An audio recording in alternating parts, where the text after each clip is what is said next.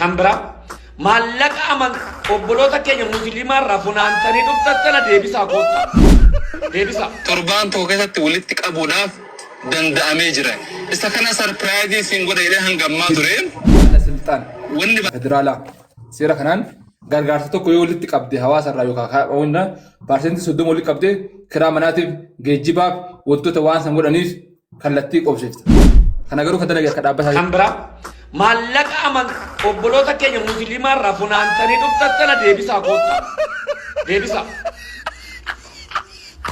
أمانتان كريستانا بكا كيساباتي إجمّا كيدت أمانتان ما كيدت إجمّا كيدت أرغفتي إتنما سامتي ديبتي إتنفتومت إتبقتومت مالك أتشفودا تتوكوشي في الدليل نفنا مانا كريستانا دجاجة مالك أنا أقوم أمانتي أبيرات ديبسا مالك أنا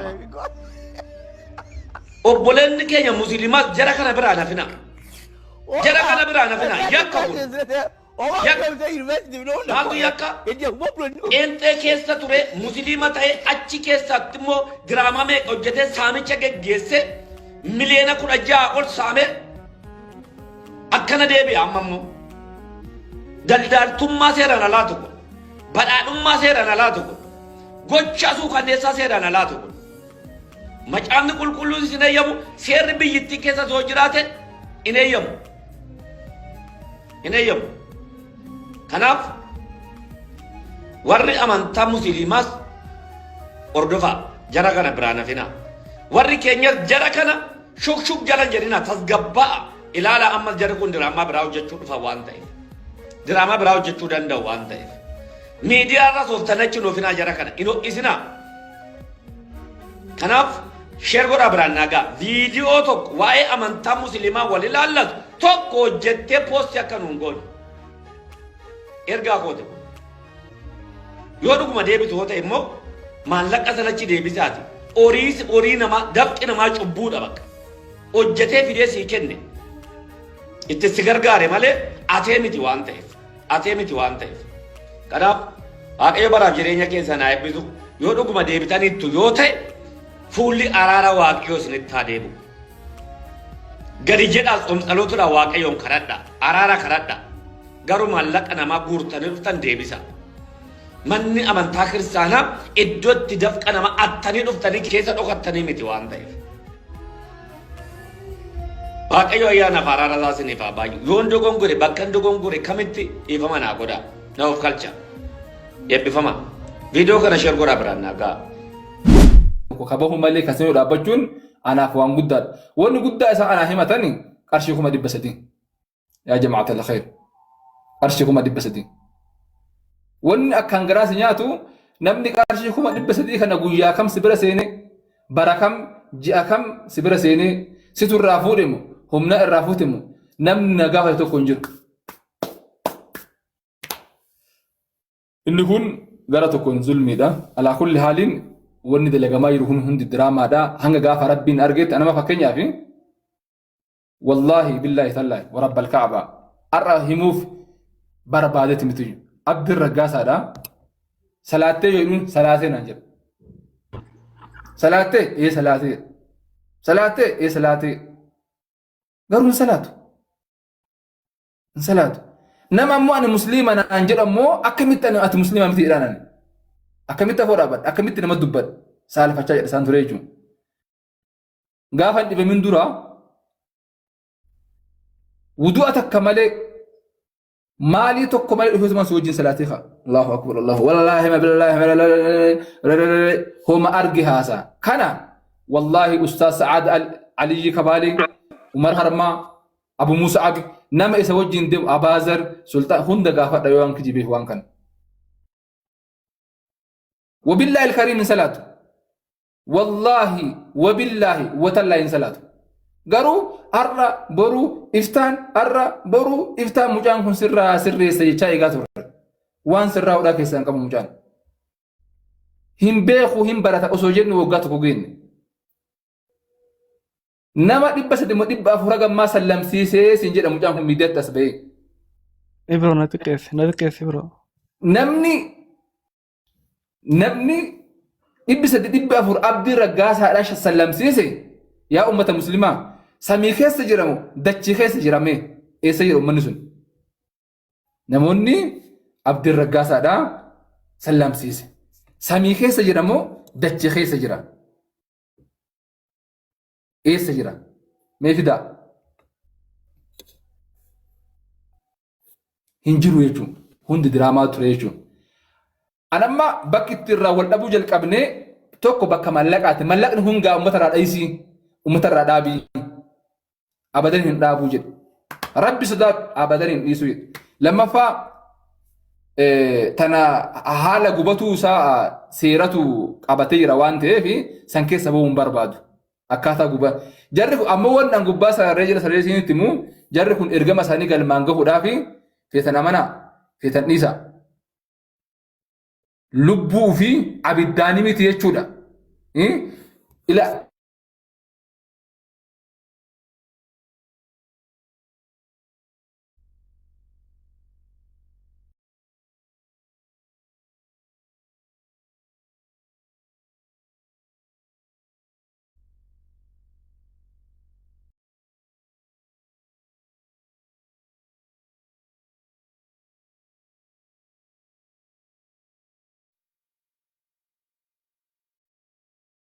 Maumaa quban qabu waa'ee isaatillee dhufuu isaatis quban qabu ammoo sirraa dhaga'u jira yoo quba qabaatte nuu himi gaa uummata 2,800 kanarratti.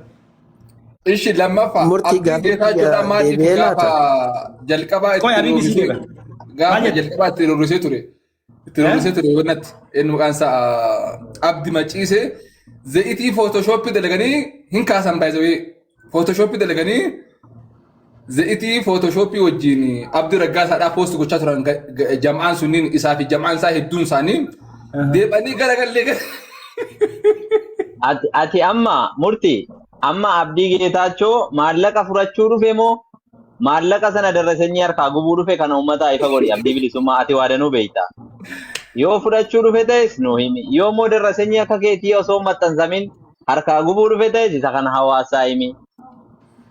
La amma sani amma bakka inni jirutti hin dubbannu abdii geetaachoo illee shee godhaaf fida ammoo ani abdiin raggaasaa illee haa dhufu abdiin geetaachoo illee haa dhufu yoo isaan dhufanii akkamitti akka waliin haasa'u beekan ammatti ammoo bakka isaan hin jiretti ammoo haasa'uun faayidaan qabu jedheetan dhiisu jira tuffadhee dhiisu jira yoo isaan waa'ee komishinii ammoo isinitti ma ustaaz Habib Murtiidha dhagahamu jira. Maallaquma saniitu kamaalii akka ta'e haadda godhachuudhaaf akkanatti komishiniin gosa lama akka seeraatti amma namni fakkeenyaaf namma mana kana gaafan kireeffadhu gaafa itti galu qarshii 50,000 itti gale kiraa isaa kajee sadii kafala 150 kafala jechuun tamam 150 kana dallaalli an as fide herreegatee maal godha ni fudhata jechuudha. Bade meeqa isaa murtiin? Dhaga'amaa jira akka gaariitti itti fufi. Mallaqni kuni 15,000 ta'a. 15,000 ta'a. Ani osoo mallaqa baasu jiruuhu komishina illee gana haarawaa baasa jechuudha. Abbaan manaatis fudhatee keessaa baasa. Amma laal ka abdiidhaa 100% gabii jedhan. Ani amma wacii irratti kiraa manaa kana gaafa kafalu wacii irratti kafalu jira % beek. Kanoo kanaami wacii irratti gabii irratti miti beek. Namni gabii irratti kafaluu fi namni baasii irratti kafaluu adda. Amma ka abdii raggaasaadhaa kuni 100% gabii jedhama. 100% wacii eleellebbatu 00. Kayoo barbaadde makiinaa keessaa makiinaa habbaa lama keessaa ittiin bittee yoo barbaadamu mana keessaa miilee 3-4 baasu keessaa ittiin bittee yoo barbaadamu hijira baankii irratti illee miiliin hagana mucaa kiyyaaf haadha kiyyaaf abbaa kiyyaa jettee qooddee dadhabdu kana keessaa harki dhukkubee mucaa osoo liigatti mallaqa qoodu tokko jedhe. So amma inni maal godhe akka waan komishinii herrega baasii keessatti illee komishinii hagasin dhufu murta kana uuma yoo baasii baaftee illee hagasin dhufu yoo galii argattee illee hagasin dhufu. Ka isaa kun 30% akka seeraatitti murti sinsirreeffadhaam. Ka abdiidhaa 30% ta'a. 30% miiliyoona 24 irraa meeqa ta'a? abdii hoggaayettu. Ka abdii raggaasaadha. Okay. Miiliyoona 24. Zeeroo meeqa qaba dhiiroo? Baasini kana madanuuf funaane si qofa miti bara. Adide murti guutuu malee namni koo waa'ee funaansa sanaa irratti hin hirmaadhu jedhee gaafa duraa arrabsamaa ture kan nuti arrabsaa ture murti guutuu qofaa bara nama baay'eedhaati. Akkamiif qofaa dirshaa kee godhadha. La'aan kanamas hin jirree haqiqatan ol baasuu illee hin barbaadu. Isteetimentii mee onnee qabaa. Kee qofaa sirri akkana kanaaf bareeda. Akkee ati itti deemu jirtu bareedaadha. Kee qofa dubbattee ta nama si bira hin jirre akkasumatti dhiisuun bareeda. Maal godha? Wallaahi zulmii ta'a.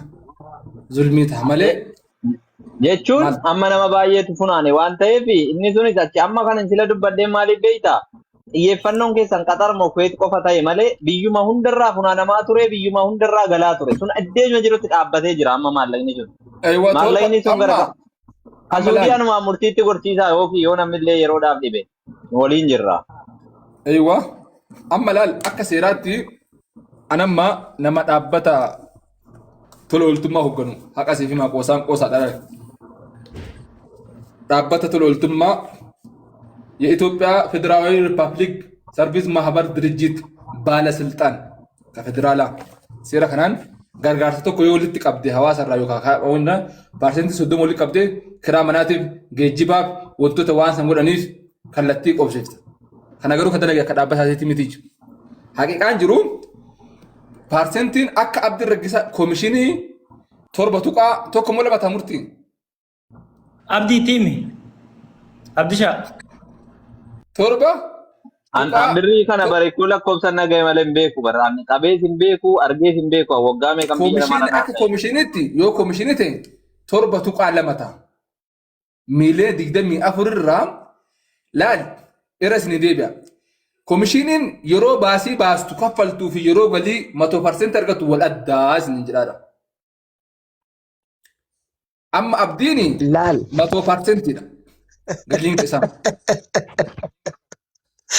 Dariiqi ya barakaa rabbi si haa godhu. Amootii kun fayyaalessaa bara. Dhugumatti fayyaalessaatii kun ajaa'iba rabbiiti. Rabbi isin haa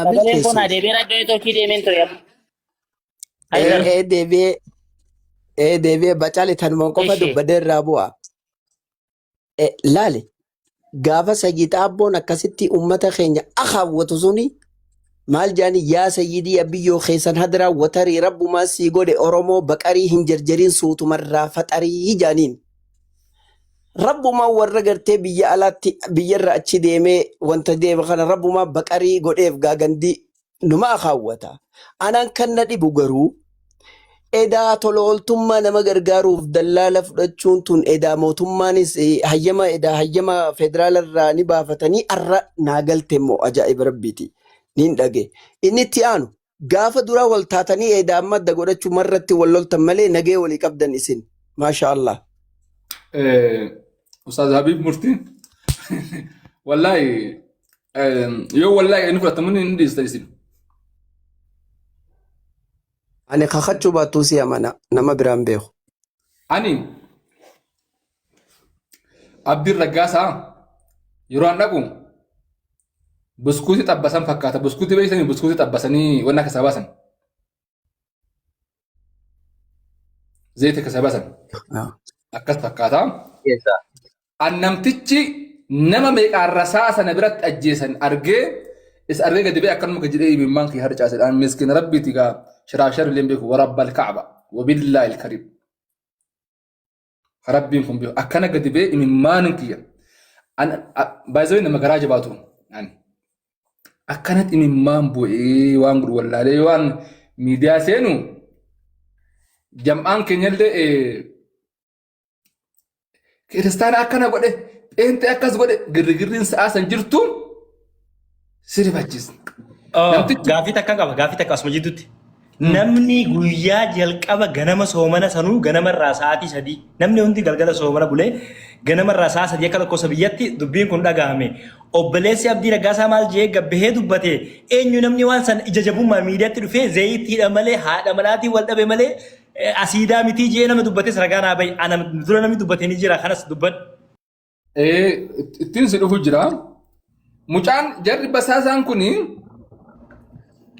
maal godha dafeet ummanni muslimaa maal raqaba mana muslimaa na raqaba baado raqaba ummanni muslimaa balesigi asitti naqanii asid mucaan kun hin qoranne hin gaafanne poolisiin hin qoranne waa tokko asiditti naqame jetti namchattiin gadi baatee dafteen maaliifin zayitii irraallee ol guddisuu barbaadan jarriin sa'a saniin osoo abidda jahannamitti illee nayxee ka lubbuun hafu taate jarri kaayyoo isaanii galmaan gahuu barbaadu yoo abidda jahannamillee kaseenan taate sigalee jarri baay'ee kaayyoo qaba miskiina hiyyaa kun diraamaa qubaan qabne kasuuta oolee turee galuuf kun dhaqee imimmaan boo'ee gaafan feesbuukii seenu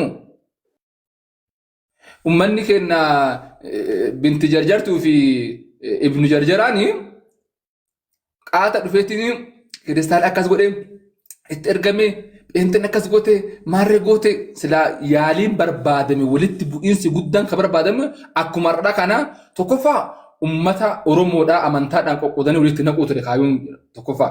Baay'ee wanni jalqaba osoo gara sin naqeen isin beeku qabu jarri kun kaayyoo gurguddaa sadii qabu. Tokkoffaa hawaasa Oromoodhaa amantaadhaan adda qoodu. Tokkoffaa irratti. Feetan fudhadhaa feetan dhiisaa. Ankuma 300tti maqaa balleessan san yoo barbaadan asitti gara ummata bakka isin nangetti inni geessuu danda'u mallaqni kan ummataati waan ta'eef kan ittiin na himatan garuu amma mallaqichaan fudhannee jiru. Haqiqaan jiru maalidha? Tokkoffaa hawaasa muslimaa hawaasa Oromoodhaa amantaan gargar qoodu.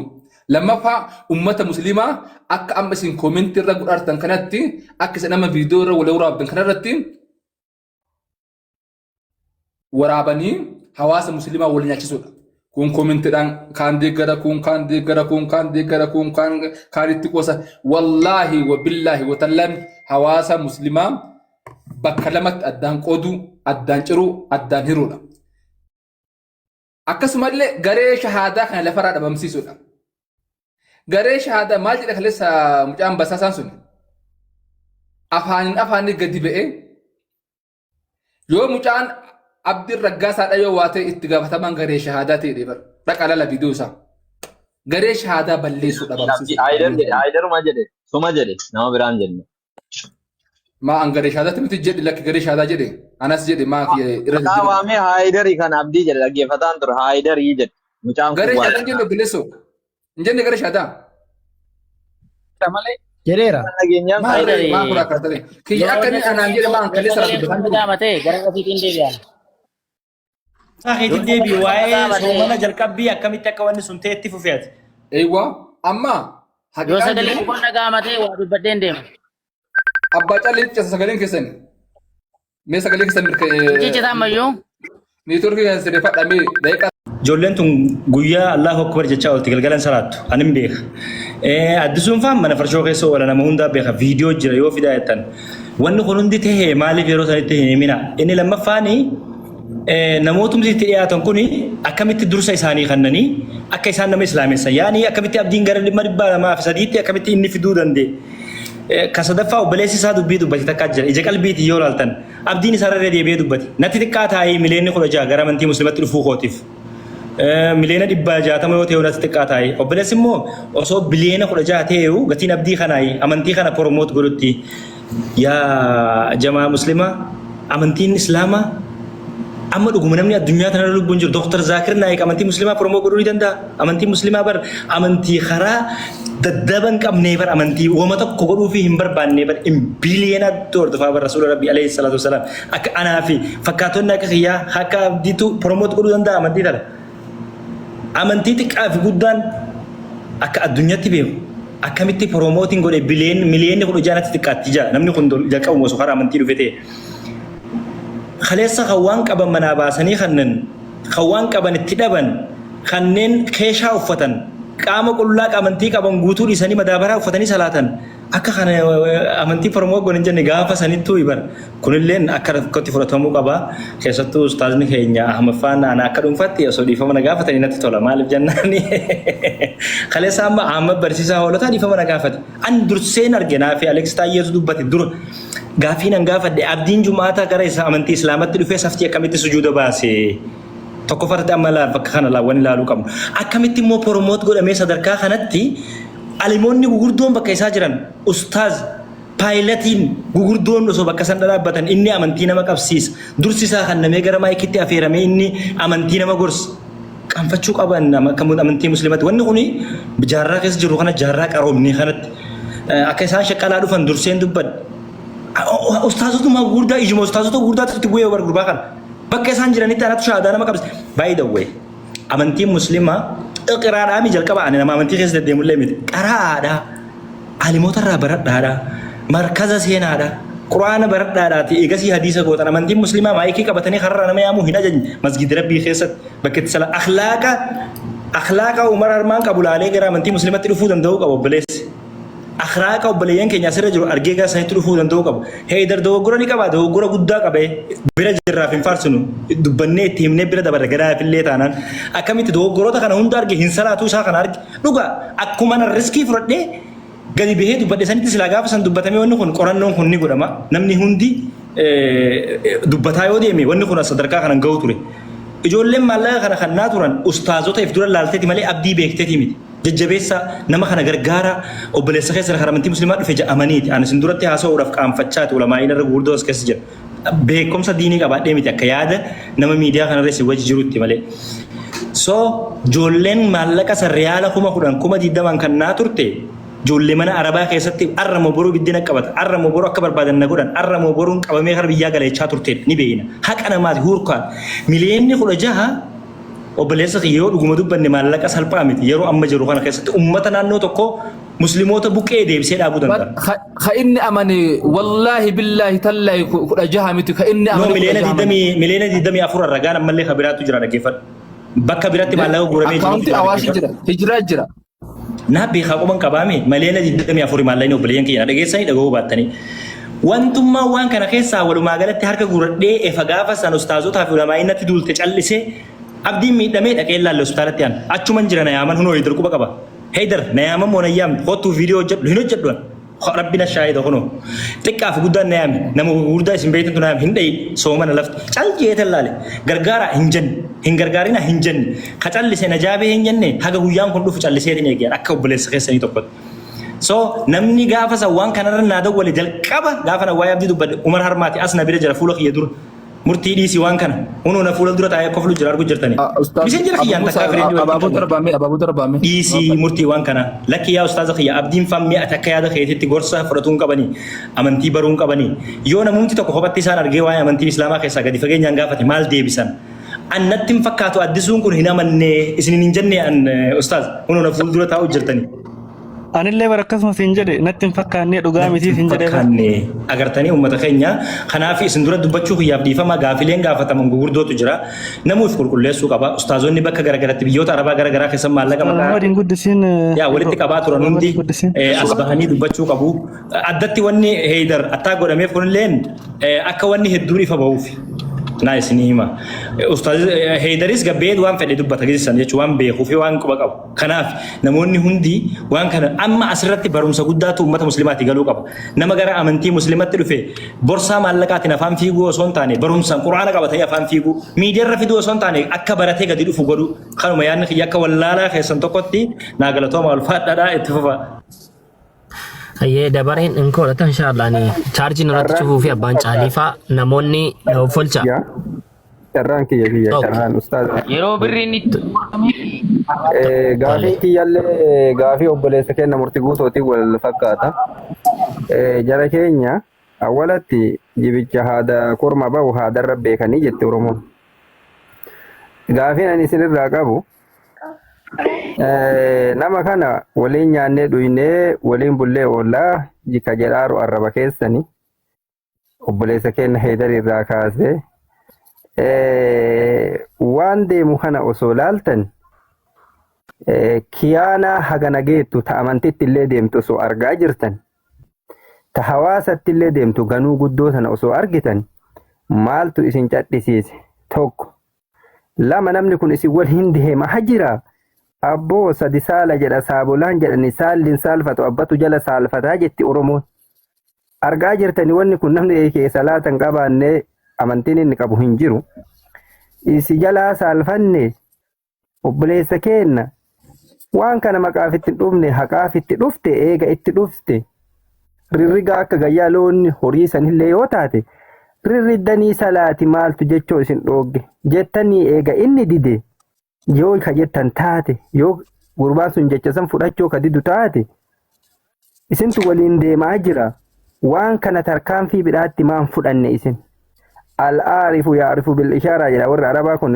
namni waa beeku akeekii waa beeka akeekii immaa hawaasa kanatti asi waa himne tokkoffaa amma isa dura warri dhiifama nu gaafachoo qabu akka hawaasaatitti isi warra koreetii fi warra sheekolee warra obboleewwan keenna qaallicha kanaan waliin deemaa turtan hawaasa irratti ganuu dalagame kana heydar irraa kaasee isintu dhiifama hawaasa kana gaafatuu qaba isa duraayyuu akkasittiin jedhaan maaliif jennaan hadha eega dubbiin lallaaqame rabbi dhugaanu haa dubbisu asbaanii ani garana jechoon hin malle yoo rabbiifillee taate obboleessa islaamaati jettanii uffaanaan deemaa turtanii maa obbolummaa dhugaa san eega irraa dhabdan tanatu jira maaliif hin jenne akka namitti yaada manaa arrabsee bada ballitti jennaani innillee okkola bada hokkolticha jechoo saalfattee dhiirsa namni mana kana keessa jiru martuu akkan qaqqabuu jette dalga qabdeeti ta'amma isinirraa nu himaartanillee nu akkattiin hin fudhannu dhugaan jiru awwalatti hawaasa keenna ummata oromoo ka islaamaa amantii kana wali qabnu nu ganuu isinirra dalannee dhiifama nuun jedha achitti isin amanna sun achi kalammaffaati ka waa'ee amma horii ganaa kanaa gadi bahee walii daddabarsine waan jedhamu amma maqaa eedariitiin kahe kan amma namni kun fayyatti jira namni yoo lolallee taate yoo falmullee taate bakka fayyaa kanaa bahee silaa waa jedha tunillee akka allaalutti akka wallaala kiyyaa allaalutti wahiif fidan wahiif dhufte malee yoo kalee wanni himan kun guutuullee jiraatte silaa gize makalee wanni sun kaatu dubbatan hadha oolanii bulanii waan kana duubaan fiduunillee quba achisa akeekame kana walakkaan garana as haa garagalu waan jedhamu wahiittu keessaa namatti mul'ata amma quba namni achitti akeeke gurbaa kana gara isaa kan achi hitte qaban amma yoo tanaan gadi darbe girrisa akka taayyeen jedhe kun girrisaan bakka lamatti qoodamaa wal dhahaa tana keessa bultiin ni baatiidha natti fakkaata Allahu aalam rabbi nu haa dhiisu maaliifi nuufii biran jirru ka qabatee jirru intaloo mooraam hedhicha tolii jedhe jedhani qaallichi biran jirru waan ta'eef Allahu aalamii tana jala darbanna isinii galee amma bakka lamatti yaanni kun haa qoodamuuf wanni tunillee gadi dhufte natti fakkaata kanaaf ta irraa booda obboleeyyan teena warra garee shaadaa nama tokkollee taatu lamallee taatu sadillee taatu as keessa jirtani nama lafatti shahadaa qabsiisan miidiyaa irra fiddanii shahadaa qabsiisuun maa barbaachise lafatti shahadaa qabate jedhanii gurbaan amma gangalatee garas deebi'e kun miidiyaa irra fiddanii shahadaa isaa nu barsiisuuf nu garsiisuun maaltu barbaachise namni yoo amane nafsee ufiitiif yoo kafaree nafsee ufiitiif tokko ustaaz Ahmad as keessa jira gaafii kanan deebiftan abbaan caalii isin ilaallatti wanni kun wanni miidiyaa kanarratti waan gaarii dalagaa jirtan waan gaariif isin jaalanna haa ta'u ilma nama eega lafa qabsiiftan beekamtii ilmi nama namarraa barbaadan rabbirraa barbaadan amantii tana eega itti dhufan feekeef itti dhufatan mul'isuuf itti dhufatan mul'ifachuuf itti dhufan dhugaaf itti dhufan ka irraa boodaati yoo nama amantii qabsiisan waa tahaa jechi jedhamu kun fakkeenyaaf biyya keenya wanni haasamu wanni akka pheenxeetun looniin nama sabbakti loomiin nama bittii mallaqaan nama bittii harka qadheessa kana jedhan nullee amma meeteenna tunu maaltu nurraa haferee yoo nama as deemu kana looniin kabinnu taate mallaqa horii baafnee kabinnu taate teennallee jireenyi adeemsi tama jara pheenxee tana fakkaattii jecho kanaafi waan akkanaa kanallee laalladhaa jara keenya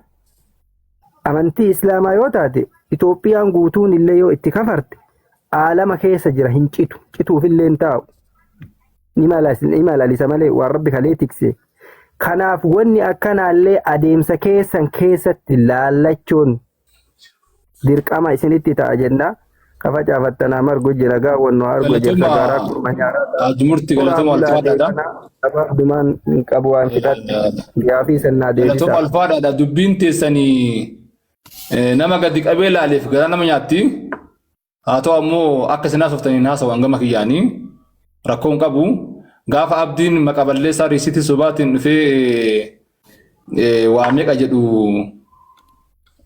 dhiisii hin jenne yoo san fayyaa qabaa gaafa inni nama arrabsuu fi waa meeqa godhu fayyaa qabaa gaafa namni inni maqaa balleessu ofirraa dubbatamu fayyaa hin qabu namuutu beektan mikir lama kaarii qallaal nu itti amaarrini namni gaafa sachi waa nama darbatu laafaadha. Wanni garee shaadaas maqaa dhuftaniif illee hin jiru gareen shaadaadha baakana waan balleessillee hin qabu rakkoon qabu galatoomaadha si ulfaadhaadha amma kanarra deddeebiin haasa'u alaa kulli haaliin eega diraamaa hojjetamaa jiru dila kana gurraa fi ijallee isin qabe rabbi isinirraa haa banu du'aa isin godha akka nama banii Muhammad tokkotti rakkoon qabu anyways isin nama guddaadha isin deddeebisuun barbaadu Ustaaz Ahmad Carraan keessanii sana booda immoo Abu Mus'ab sheekni keenya ustaazni keenya waan jiru haa halalchan inshallah agasiifamu Ustaaz Ahmad dubbatanii ijoollee guddisaa fi Ustaaz Ahmadin Guddisaan Ustaaz Ahmad. Abbaa caalii na offolchaa ka hangafni ofiituu taa'u obboleessi guddaatu taa'u dubbachuun kun ni ulfaata. Abbaa caalii na offolchitanii isaanti jira Abu Musaabti jira na offolchaa kaasi offolchine jedhaan dubbadha inshallah. Ayye. Aishi. Galatooma ulfaadha. Jalqaba bakki ni ka'u. Rasulli salawatu rabbi wassalamu alayhi asa rasul rabbi kanani dalila godadha. Waan isaanii yoo dalila godhatan namaa tola. Lolaafis tolaafis. Inshallah lola keenyas tola keenyas rabbi sanaa godhu. Anaafis isiniifis amiin. Rasulli munaafiqoota nama tokko bichaa barsiisan. Umar ibn al-Khattab fa Abu Bakar faan barre. Nama tokko qofadha kan isaan barsiisan. Isinii galee waan sana keessa hikmaa wayii jiraayyuudha. Tokko kana beekaa. Inni kan biraanii aan fakkeenyaaf akka dhuunfaa kiyyatti obboleessi kiyya murtii guutoo waan inni kaasee wal qabsiisee waan isin agartan sana argamuu dhabee miti. An akka dhuunfaa kootti waan hin arge qaba. Speeshaalii fakkeenyaaf waan addaa kana gubachuu kana. Fakkeenyaaf ani gaafadheen ture. Garuu namni kuni amantaa sana keessa waan tureef namni amantaa kana gaafa seenu waan akka kanaafaa godhatu itti fakkaate tariiti yookiin immoo guyyaa tokko ndeeba waan jedhamu abdii waan jedhamu tokkotu jira. Isa kanaaf amma eenyu maqaan isaa obboleessi isaa kuni akka inni kafare nuti kana dura beekna. Kana dura garuu isatti an islaamadha an hin kafarree of jedha. Amma namni tokko an hin kafarree sagaleen sun sagalee diitiidha. Sagalee wanniidha. Sagalee qoosaaf waraabamedha. Sagalee maaloodha jedhaa ture abdiini jechuudha. Yaadatu yoo ta'e amma namni tokko ani muslimadha jedhutti nama tokko natti kaafira jechuun ni ulfaata. Inni kun akka jirutti ta'e dhimma Heydar kanaan wal qabatee an akka dhuunfaa kiyyatti tokkoffaa Heydarii fi yoo birriin amma jedhamu kun yoo gaafa abdiin dhahamu gaafa abdiitti zayitiin namu sana kennameef ta'e abdiitto zayitiin nameera. Komishin akkamitti gaafa sana walii galame eenyu duukaa walii galame yoo birriin kun birrii komishinii dha ta'e erga nachii ka'e yoo ta'e immoo yeroon sunoo darbeera innoo yeroo sana dandamateera akka waraqata sanarra ilaala guyyaasa lama isa sadaffaa dhimma qarshii kanaa wal qabsiise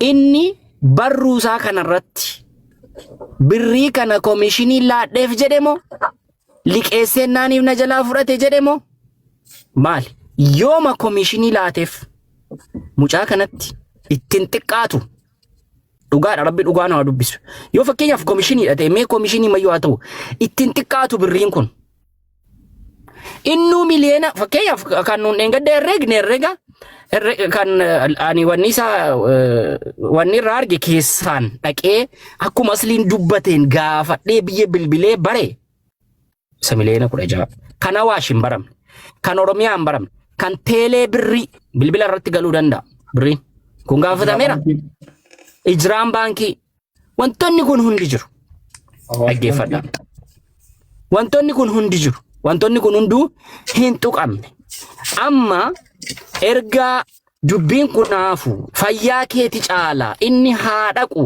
dhaqe obboleessi kee dhaqe ati yoo islaamummaa barbaadde keessa taa'i fayyaan kee hunda dursa fayyaanii bu'uura namummaa ilma namaadha ajandaan kun haa dhaabbatu warri isaan ajandaa godhatan dhiisaa jennee viidiyoo waraabnaan hin ta'uu jedhamee erga abdiitiin dhufamee as ba'ame jechuudha. Erga wanti kun dhufamee as ba'ame wantoonni ta'an hundi guutuun as ba'uu qabu. Sababiin akka namoota biraaf boorbarumsa ta'u. Sidii gala wanti hafuu qabu tokko hin jiru. Yoo komishinii biraa si laatee ratees gadaa baasu heedar kan biraa ela. Kan biraas yoo sirratti galee rate gadaa ba'u. Sababni birrii sun si galeefis tokko lama sadii yoo rasiitii sun rasiitii sirrii ta'e rasiitii sirriidha nuu jedhe tokko. Erga sirrii ta'e sababa birriin kun si galeef lafa kaa'i. Maaliif birriin kun si gale? Ani sitti ni yaadda. Garuu si caalaa dhugaan jaalladha. Maaliif si gale birriin kun? Komishinii walii galtee moo maaliif si gale? Ani eddee birrii kanaa mini qubna gara birrii kanaa mini mileenni 5 sitti xiqqaata. Garuu sababa birriin kun galeef ibsiif.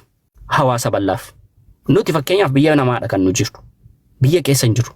Itu biyya keessa jirra ta'e dubbachuu dandeenya kun akka murtii fa'a. Silaatii amma fakkeenyaaf naan fakkeenyaaf murtiitiin dhimma kanaa keessatti hirmaattee hin beektu jedhee namni irraa fudhachuu dhiisuu danda'a. Ani tun biyya keessa jiraadhee dhimma kanaa dubbadhee immoo narraa namni fudhachuu danda'a. Dhimma gara diinii kanaan namni waan xiqqoo tokko na beeka waan ta'eef jechuudha. Kanaaf gara kan murtiitti yeroo deebu murtii ani si jibbee yookaan jibba keef maaliif jedhee hituu hin taane nama kana nama islaamummaatti dhufe kana dhiitanii dafanii keessaa baasuu fakkaata jechuufan dhufe si qeeqe. Akkasitti naaf hubadhu isa dhiifama moo dhiifama rabbi jaallata soori obboleessa kiyya dhiifama. Salaamu alaikum wa rahmatullahi wa barakaatu.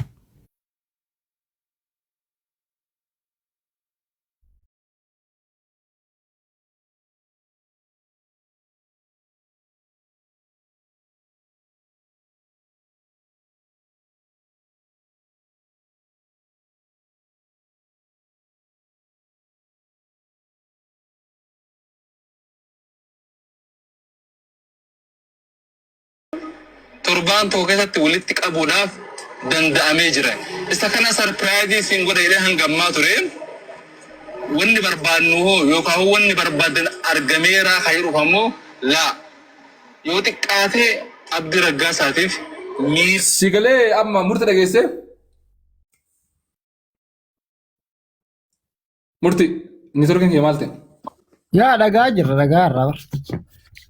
Gaafa san mallaqni miiliyoona 7 hanga 8 guuramuu ifaan ifatti dubbadhee jiraan.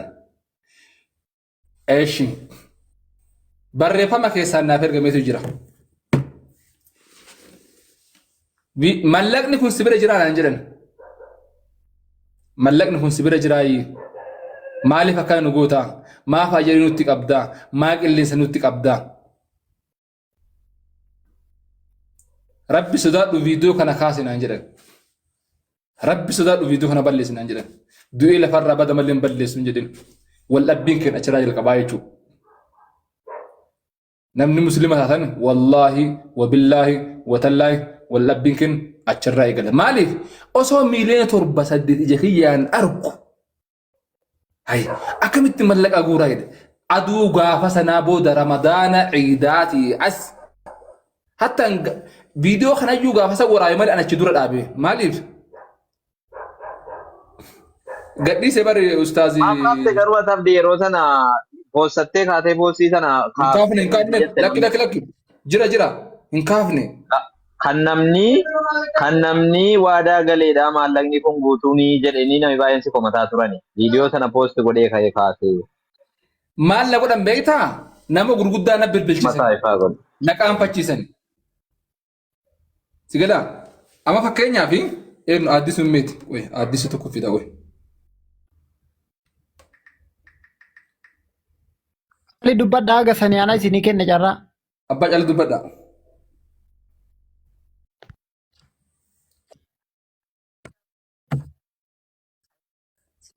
مرحبا يا مرحبا.